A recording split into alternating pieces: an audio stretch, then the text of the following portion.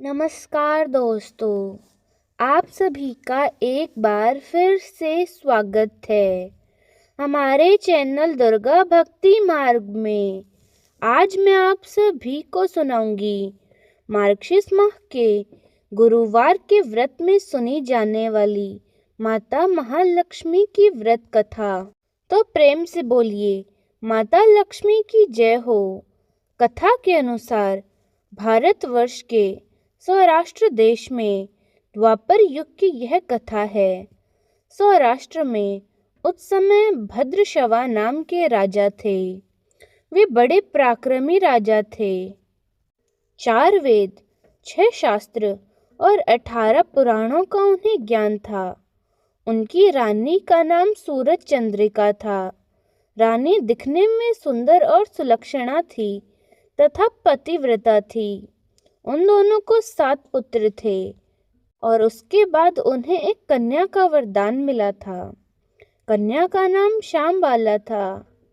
एक बार माता महालक्ष्मी जी के मन में आया कि जाकर उस राजा के राजप्रसाद में रहे। इससे राजा को दुगनी धन दौलत की प्राप्ति होगी और वह इस धन दौलत से अपनी प्रजा को सुख दे पाएगा। गरीब के घर अगर रहे उसे धन दौलत प्राप्त हो तो वह स्वार्थी की तरह केवल अपने ऊपर ही खर्च करेगा।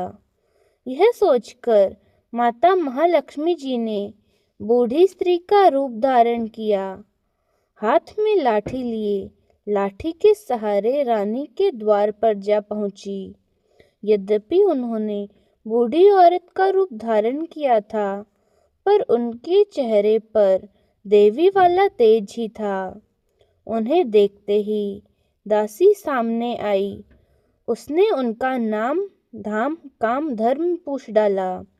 वृद्ध ब्राह्मणी का रूप धारण कर लक्ष्मी माँ ने कहा, बालिका, मेरा नाम कमला है। मेरे पति का नाम भुवनेश है। हम द्वारिका में रहते हैं। तुम्हारी रानी पिछले जन्म में वैश्य की पत्नी थी। वह वैश्य गरीब था। दरिद्रता के कारण हर रोज उसके घर में झगड़े होते थे तथा उसका पति उसे रोज मारता था।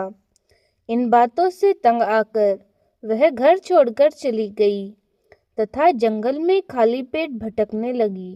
उसकी इस दुर्दशा पर मुझे दया आ गई। तब मैंने उसे सुख संपत्ति देने वाले श्री महालक्ष्मी व्रत की कथा सुनाई। मेरे कहने पर उसने श्री महालक्ष्मी का व्रत किया। माता महालक्ष्मी प्रसन्न हुई और उसकी गरीबी दूर हो गई।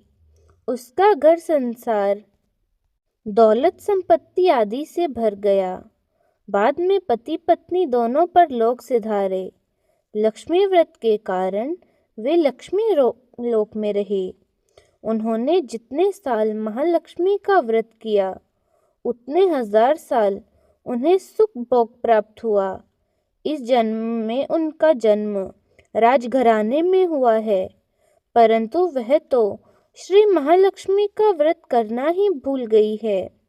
उसे याद दिलाने के लिए ही मैं यहाँ पर आई हूँ। बुढ़िया माँ की बातें सुन दासी ने उन्हें प्रणाम किया तथा श्री महालक्ष्मी व्रत किस तरह से किया जाता है इसके बारे में पूछा। बुढ़िया रूप धारण किए हुए श्री महालक्ष्मी माता ने दासी को पूजा विधि तथा महिमा भी बतलाई। इसके बाद वह दासी माता को प्रणाम कर रानी को बताने के लिए अंदर चली गई। राजवैभव में रहते हुए रानी को अपने ऐश्वर्य पर बहुत घमंड हुआ। संपत्ति तथा अधिकार की वजह से वह उन्मत्त हो गई थी।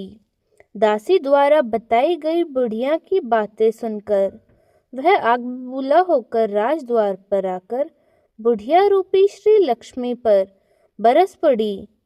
उसे यह मालूम नहीं था कि श्री महालक्ष्मी माता बुढ़िया का रूप धारण किए द्वार तक आई हैं, परंतु रानी का इस कदर रूखा बर्ताव तथा अपना अनादर देखकर माता ने वहाँ ठहरना ठीक नहीं समझा। वे वहाँ से चल पड़ी। राह में राजकुमारी श्यामबाला मिली। उन्होंने श्यामबाला को सारी बातें बताई। श्यामबाला ने अपनी माँ की ओर से माता महालक्ष्मी से क्षमा मांगी। माता को उस पर दया आ गई। उन्होंने श्यामबाला को श्री महालक्ष्मी व्रत के बारे में बतलाया। उस दिन अघन यानी कि मार्गशीर्ष माह का पहला गुरुवार था। श्यामबाला ने परम श्रद्धा से श्री महालक्ष्मी का व्रत रखा। फलस्वरूप राजा सिद्धेश्वर के सुपुत्र मालाधर से उसका विवाह हुआ। वह धन दौलत ऐश्वर्य वैभव से मालामाल हो गई। पति के साथ ससुराल में आनंद के दिन बीतने लगे। इधर श्री महालक्ष्मी का रानी पर प्रकोप हुआ। फलस्वरूप राजा भद्रशवा का राज्य एवं राज्य कारोबार सब कुछ नष्ट हो गया। यहाँ तक कि उनके यहाँ खाने के लाले पड़ गए। ऐसी हालत में एक दिन रानी ने राजा से निवेदन किया कि हमारा दामाद इतना बड़ा राजा है, उसके पास इतना सारा धन वैभव है, वह ऐश्वर्यशाली है। क्यों ना हम अपने दामाद के पास जाएं और उन्हें अपना हाल बताएं। वे ज़रूर हमारी मदद करेंगे। इस बात पर राजा भद्रशवा दामाद के पास रवाना हुए। राज्य में पहुंचकर एक तालाब के किनारे थोड़ी देर तक विश्राम लेने के लिए ठहरे। तालाब से पानी लेते आते जाते दासियों ने उन्हें देखा। उन्होंने विनम्रता से उनकी पूछताछ की। तब उन्हें यह मालूम हुआ कि वे रानी श्यामबाला के पिता हैं। वे दौड़ती हुई जाकर रानी को सारी बातें बताती हैं। रानी ने दासी के हाथ राज परिधान बेचकर बड़े ठाट बाट से उनका स्वागत किया तथा आदर सत्कार किया, खान पान करवाया। जब वे लौटने लगे तो सोने की मोहरों से भरा हुआ घड़ा दिया। राजा भद्रशवा जब वापस लौटा तो उन्हें देखकर रानी सूरज चंद्रिका बहुत प्रसन्न हुई। उन्होंने सोने की मोहरों से भरी घड़े का मुंह खोल दिया, पर हाय भगवान, घड़े में धन के बदले कोयले मिले। यह सब श्री महालक्ष्मी के प्रकोप के कारण हुआ। इस प्रकार दुर्दशा में और कई दिन बीत गए। इस बार रानी स्वयं अपनी कन्या के पास गई। वह दिन मार्गशीर्ष माह का अंतिम गुरुवार था। श्यामबाला ने श्री महालक्ष्मी का व्रत किया, पूजा की, अपनी माता से भी व्रत करवाया। इसके बाद रानी अपने घर लौट आई। श्री महालक्ष्मी का व्रत रखने पर उसे फिर से अपना राजपाट, धन दौलत, ऐश्वर्य सभी कुछ प्राप्त हुआ।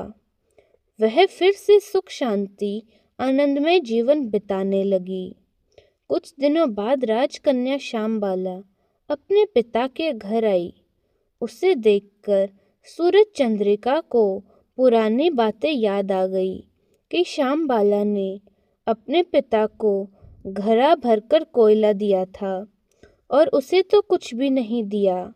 इसी कारण श्यामबाला को पिता के घर आने पर उसका कोई आदर आतिथ्य नहीं हुआ, बल्कि अनादर हुआ। पर उसने इस बात का भी बुरा नहीं माना। अपने घर लौटते समय उसने पिता के घर से थोड़ा नमक ले लिया। अपने घर लौटने पर उसके पति ने पूछा कि मायके से क्या लाई हो। इस पर उसने जवाब दिया कि वहाँ का सार लाई हूँ। पति ने पूछा, इसका मतलब क्या है? श्यामबाला ने कहा, थोड़ा धीरज रखो, सब मालूम हो जाएगा। उस दिन श्यामबाला ने ढेर सारा भोजन बनाया और उस पे नमक नहीं डाला और सबको परोस दिया। पति ने खाना चखा। सारा खाना जो बिना नमक का था, इसीलिए उनमें बिल्कुल भी स्वाद नहीं आया। फिर श्यामबाला ने थाली में नमक डाला। इससे सारा भोजन स्वादिष्ट लगने लगा। तब श्यामबाला ने पति से कहा है कि यही है मायके से लाया हुआ सार। पति को उसकी सारी बातें सही लगी।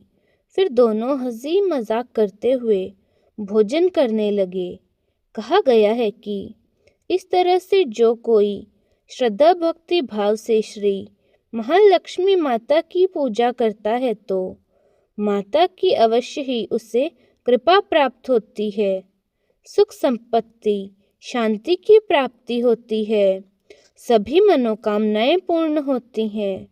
परंतु यह सब प्राप्त होने पर माता की पूजा को भूलना नहीं चाहिए। हर गुरुवार को व्रत पाठ अवश्य करना चाहिए। इस तरह महालक्ष्मी की महिमा भक्तों की मनोकामना पूरी करती है।